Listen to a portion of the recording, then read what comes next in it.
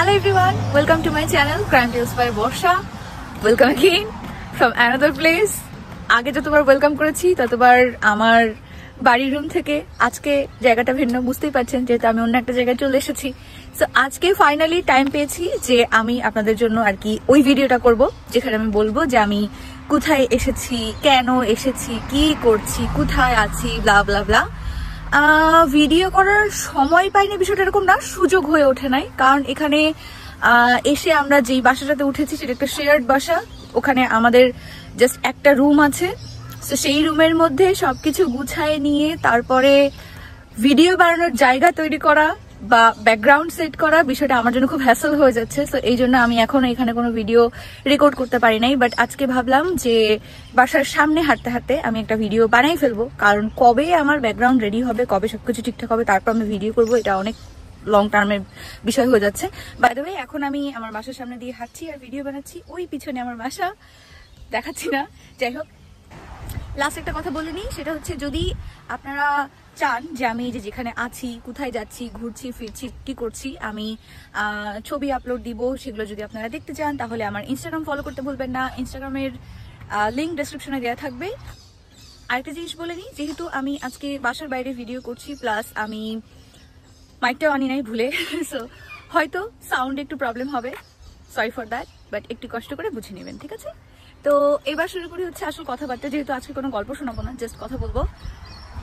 প্রথমে শুরু করি হচ্ছে যে আমি কোথায় এসেছি। আমি হেঁটে হেঁটে কথা বলতে পারছি না, প্রচন্ড কষ্ট হচ্ছে, কারণ হাত দিয়ে ধরে রাখতে হচ্ছে আমাকে। এত তাড়াহুড়া করে আমরা চলে এসেছি বাংলাদেশ থেকে যে কিছুই নিয়ে আসতে পারিনি। আমি যে ভিডিও বানাতাম, যে স্ট্যান্ডটা দিয়ে আমার ক্যামেরাটা হোল্ড করতাম, সেটাও নিয়ে আসতে পারিনি, নাথিং। সো আপাতত কয়েকদিন একটু কষ্টই হবে। এনিওয়েজ, অযথা কথা বলছি না, মেইন কথায় আসি, সেটা হচ্ছে যে আমি কোথায় এসেছি। আমি এসেছি হচ্ছে অস্ট্রেলিয়াতে। ইয়েস, আই নো, আমার কিছু ভিউয়ার্স আছে যারা আমাকে অস্ট্রেলিয়া থেকে দেখে। সো আমি তাদেরকে বলবো যে আমাকে ওয়েলকাম করতে। আমি আপনাদের পিছে পিছে চলে এসেছি অস্ট্রেলিয়াতে। আমরা আসছি হচ্ছে ব্রিসবেনে। ব্রিসবেনের যেই লোকেশনটাতে আছি, জায়গাটা খুবই সুন্দর। এই যে আমার পেছনে এই জঙ্গলটার ওই পাশে ব্রিসবেন রিভার, জায়গাটা আমার খুবই ভালো লেগেছে এবং এনজয় করছি অবভিয়াসলি। এবার বলি যে কেন এসেছি। জিজ্ঞেস করেছেন আমাকে বেশ কিছু মানুষজন, যে অনেক আগেও জিজ্ঞেস করেছেন, এখনো জিজ্ঞেস করেছেন যে আমি ম্যারিড কিনা, বাচ্চা আছে কিনা। না, বাচ্চা কাচ্চা নাই, তবে ইয়েস ম্যারিড, এবং আমি আমার হাজব্যান্ডের পিছে পিছে চলে এসেছি অস্ট্রেলিয়া। স্টুডেন্ট ভিসায় এসেছি। আপাতত বছর দুয়েক হয়তো থাকবো, এর পরের চিন্তা পরে কি করব। তো বছর দুয়েক আপনারা আমাকে অস্ট্রেলিয়ার ব্যাকগ্রাউন্ডে দেখতে পাবেন। যে ছবিটা এয়ারপোর্টের ছবিটা আমি পোস্ট করেছিলাম, ওই ছবিটা ছিল বাংলাদেশ এয়ারপোর্টের।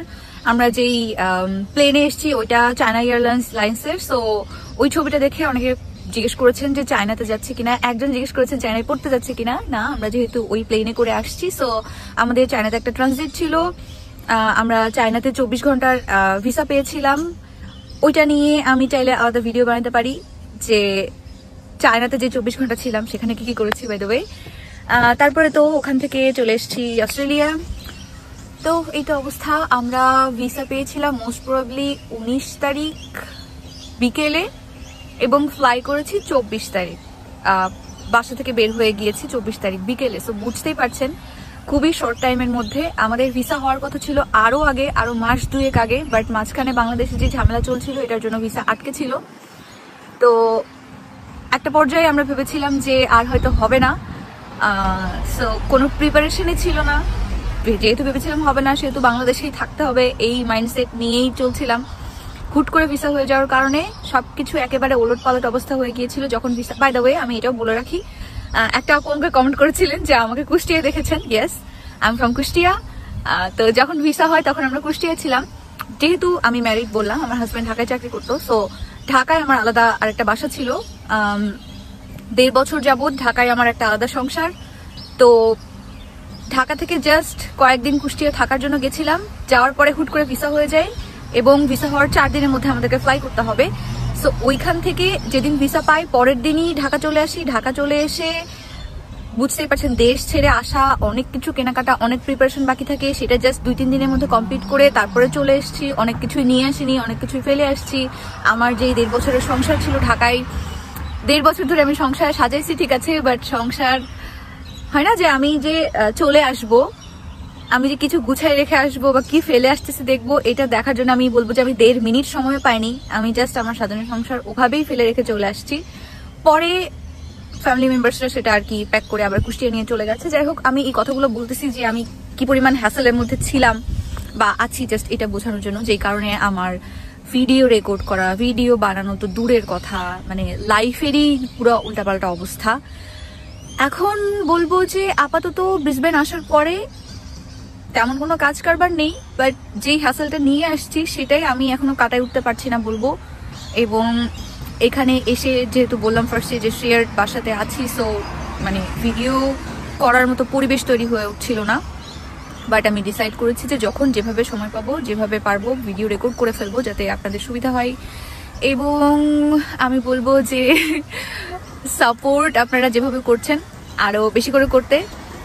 প্লাস আমার এখানকার লাইফ, আমি এখানে কি করছি, যেহেতু এখানকার লাইফ সম্পূর্ণই ডিফারেন্ট এবং বাংলাদেশের থেকে আমি বলবো আকাশ পাতাল অবস্থা। সো যদি মাঝে মাঝে দেখতে চান যে আমি এখানে কি করছি, কোথায় যাচ্ছি, ব্লা, তাহলে আমাকে জানাতে পারেন। আমি ছোট ছোট ভিডিও মেক করতে পারি। আর কি বলবো, মানে কি বলবো আমি সেটাও বুঝাইতে পারছি না, আমার মাথার মধ্যে সবই এলোমেলো অবস্থা এখন পর্যন্ত। জাস্ট কি বলবো, 3-4 দিনের নোটিসে এত বছর থেকে আমি যেখানে থাকছি সেই দেশ ছেড়ে চলে আসা অনেক মানে অনেক অনেক হিউজ বিষয়। এরপরে আমি কি কথা বলবো আমি নিজেই গুছাইতে পারতেছি না। হয়তো বুঝতে পারছেন, আমার সিচুয়েশন ফিল করতে পারছেন যে আমি ঠিক কিরকম একটা উলটপালট অবস্থায় আছি। সো আমি এই ভিডিওটা হয়তো শেষ করে দেবো এখানে, কারণ আমি ফুল হারাই ফেলছি যে আমি কি বলবো। তো এরপরে আপনাদের যা জানার থাকে আপনারা আমাকে কমেন্টে জানাতে পারেন, আমি সেগুলো একসাথে করে আরেকটা ভিডিওতে রিপ্লাই দিয়ে দিব। যদি কিউএনএ চান সেটা জানাতে পারেন, কি কি কোয়েশ্চেন আছে করতে পারেন, আমি একটা কিউএনএ করবো। মানে এই ক্ষেত্রে মানে এটা করলে সুবিধা হবে যে যেহেতু আমি মানে স্ক্রিপ্ট গুছাইতে পারতেছি না কথা বলার, সো আপনারা যদি একটু হেল্প করে দেন আমি সেই অনুযায়ী ভিডিও বানাতে পারবো। হাতও ব্যথা হয়ে যাচ্ছে, সো আমি বেশিক্ষণ কন্টিনিউ করতে পারবো না। পেছনে খুব সুন্দর ওয়েদার, এই জাস্ট কয়েকটা গাছপালার পাশে নদী। আপনারা যদি দেখতে চান আমি পরের ভিডিওতে দেখাবো। টিল দেন ভালো থাকবেন, সুস্থ থাকবেন, আর সাবস্ক্রাইব করতে ভুলবেন না, লাইক করতে ভুলবেন না ভিডিও, কারণ 1000 সাবস্ক্রাইবার খুব কষ্ট করে হয়েছে আমি বলবো। তবে এখন সাপোর্ট আরো অনেক বেশি দরকার। যারা ভিডিও দেখছেন কিন্তু সাবস্ক্রাইব করছেন না, তারা please don't forget to subscribe. আর দোয়া করবেন যেন যেখানে আসছি, যে উদ্দেশ্যে আসছি, ভালো মতো থাকতে পারি। এখানে কিছুই যাই না, কিচ্ছু চিনি না, খুবই বাজে অবস্থা। সো দোয়া করবেন যেন ঠিকঠাক থাকি। তো দেখা হচ্ছে পরের কোনো ভিডিওতে, ততদিন পর্যন্ত আল্লাহ হাফেজ।